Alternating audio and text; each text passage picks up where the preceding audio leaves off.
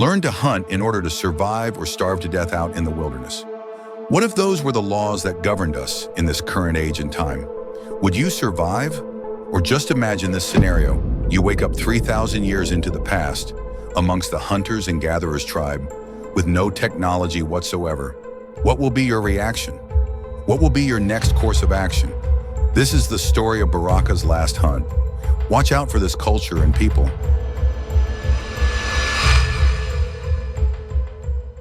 In the heart of East Africa, amidst the sweeping plains and rocky escarpments of Tanzania, the Hadza people, one of the last true hunter-gatherer tribes, live largely as their ancestors have for thousands of years.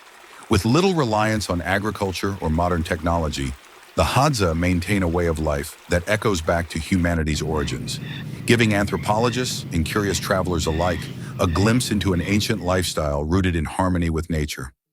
A resilient people whose survival skills, deep-rooted traditions, and unique worldview offer both an insight into the past and lessons for the future.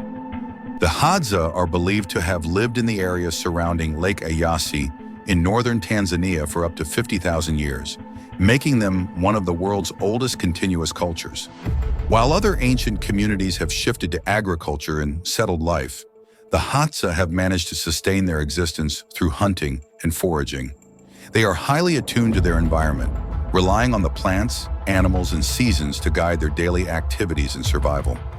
Their language, called Hadza, is unique, rich in clicks and guttural sounds,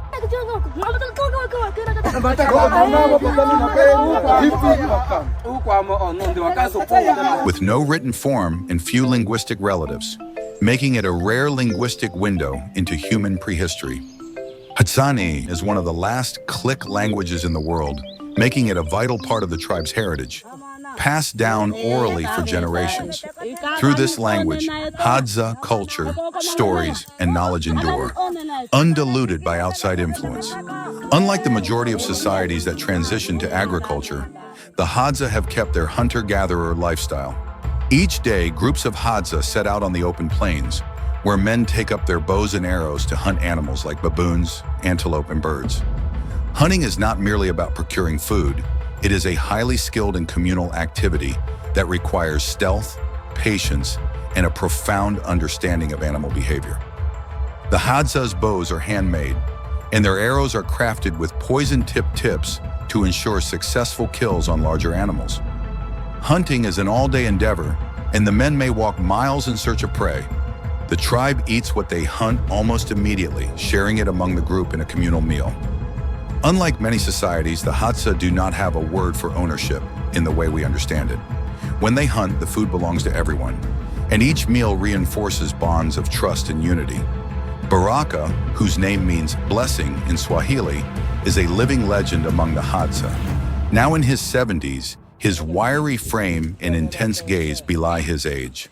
Known for his unparalleled skill in tracking, Baraka has always been able to trace animals with pinpoint accuracy, spotting subtle clues, disturbed grass, faint hoof prints, broken twigs that others miss. He spent decades honing his craft, and his knowledge has been critical for his people's survival in times when game was scarce.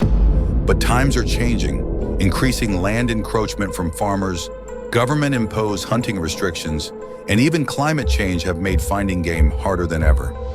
Younger generations, exposed to the allure of modern technology, are beginning to lose interest in the old ways.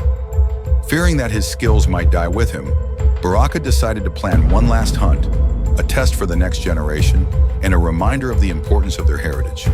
Baraka selected a group of young hunters for the task, each of whom had shown skill in hunting, but lacked experience in tracking. He issued a challenge. They would attempt to catch an eland, one of the largest and most elusive animals in the region. This animal, known for its speed and agility, would require every bit of skill they possessed. The hunt would be grueling, a multi-day endeavor across rugged terrain under the scorching African sun. The young hunters accepted the challenge with a mixture of excitement and trepidation. Baraka would guide them, but he would not intervene or reveal his secrets unless absolutely necessary. This journey would be their initiation, and Baraka's last chance to pass down his wisdom. At dawn, Baraka led the group out of the village. He pointed to an area where an eland herd had been spotted days earlier and taught them to examine the ground, identifying fresh prints, scat, and grazed grass. The younger hunters struggled to discern the signs, but Baraka remained patient, encouraging them to look closely and engage with the landscape. As they traveled further from familiar grounds, the hunters grew frustrated, missing signs and losing the trail. To them, it seemed as though the land was swallowing the eland whole, hiding it from them. Baraka, sensing their discouragement, shared a story from his youth, a time when he had hunted with his own father and missed an animal due to inexperience. Patience and a clear mind, he told them, are more important than speed. If you cannot see the signs, feel them. Encouraged by his words, the young hunters began to slow down, tuning into their surroundings. They began to notice subtle clues: an upturned stone, a tuft of fur caught on a thorn, a barely visible hoof print leading toward a distant grove. Slowly, they pieced together the path of the eland, inching closer to their elusive prey. The hunt continued into the night. Exhausted and nearly dehydrated, some of the younger men suggested turning back, but Baraka insisted they press on, teaching them the importance of endurance and mental strength in the face of hardship. The land rewards those who respect it, he reminded them. If you give up on it, it will give up on you. Finally, after 3 days of tracking, the hunters closed in on their quarry. They spotted the massive eland grazing by a water source, its majestic horns and muscular frame silhouetted against the setting sun. Baraka signaled for silence, and the hunters crept forward. In a tense moment, one of the younger hunters drew his bow, releasing the arrow with precision, hitting the eland cleanly. The animal fell, and a victorious roar rose from the group. They had succeeded not only in securing food for the community, but also in preserving a vital skill that defined their people. When they returned to the village, the elders and families welcomed the hunters with songs and dancing. For the Hadza, every hunt is a communal achievement, and the successful return of the young men was a cause for celebration. As part of the ritual, Baraka prepared the meat with ceremonial reverence, and the entire village feasted on the bounty that the young hunters had brought home. Before the celebration ended, Baraka spoke to the gathered tribe. This hunt was not just about food, he began. It was about remembering who we are, where we come from, and why we must protect our ways. These lands have always provided for us because we respect them. The skills of our ancestors live within each of us. They are in our hands, our feet, our eyes, if we are willing to look. For the young hunters, the words resonated deeply. They understood that the hunt had not only been a rite of passage, but also a call to embrace their heritage and the responsibility to protect it in a changing world. Baraka's story spread beyond their village, inspiring other young Hadza to seek out the old ways, ensuring that their culture and their profound connection to the land would endure. Baraka's final hunt became a story passed down through generations. His dedication to teaching the old ways had sparked a renewed commitment to preserving Hadza traditions, reinforcing the tribe's unique relationship with their environment. In an age when indigenous cultures around the world face extinction, Baraka's story is a testament to the power of resilience, unity, and the timeless wisdom held within every corner of our natural world. Through his final journey, Baraka ensured that his people would not just survive but thrive, their legacy written in the earth, the trees, and the wind, forever a part of the Hadza way of life. If you've watched this far, it means you're a true and resilient member of the tribe and community, and for that, you're much appreciated. Please subscribe and help us reach our 100,000 subscribers milestone and see how you'll find all that you are hunting for. Thank you as you do so. Meanwhile, women and children gather tubers, berries, baobab fruit, and edible plants, providing essential dietary balance and sustenance during lean hunting periods. The Hadza are known for their intimate knowledge of their surroundings, able to identify edible and medicinal plants with remarkable precision. The Hadza's understanding of the land is profound. They see themselves as a part of the natural world rather than its conquerors. This perspective fosters a deep sense of respect for the resources they use. For instance, when hunting or foraging, they only take what they need, never hoarding or accumulating more than what is required. Their unique social structure is an extension of this worldview. The Hadza do not have chiefs, kings, or formal hierarchy, but instead operate with an egalitarian ethos. Each member of the tribe is respected for their contributions, whether through hunting, gathering, or child rearing. Decisions are made collectively, and conflicts are resolved through discussion and consensus rather than strict rules or authority figures. The Hadza's lifestyle produces almost no waste or environmental footprint. Every part of their environment has a purpose and a cycle, reflecting a closed-loop system that modern societies often aspire to. They don't have permanent dwellings or belongings.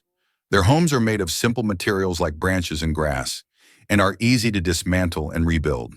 This transient lifestyle allows them to follow seasonal food sources without overusing any one area, preserving the land for future use. They live with an immediacy that many people today find both fascinating and difficult to imagine.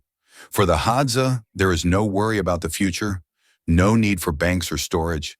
Food is gathered as needed, and days are marked by the rhythms of nature instead of clocks and schedules.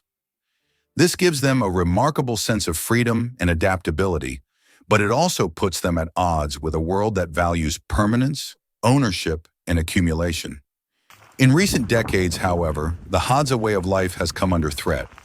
As Tanzania's population grows, so does the encroachment of pastoralists and farmers on Hadza territory, reducing their access to traditional hunting and foraging grounds. Conservation areas, government regulations, and privatization of land have also impacted their lifestyle, with policies often limiting hunting rights and foraging areas in the name of environmental protection. Additionally, the allure of modern goods, clothing, and tools has led some Hadza to trade or interact with nearby villages, sparking a delicate tension between preserving their heritage and adapting to the outside world.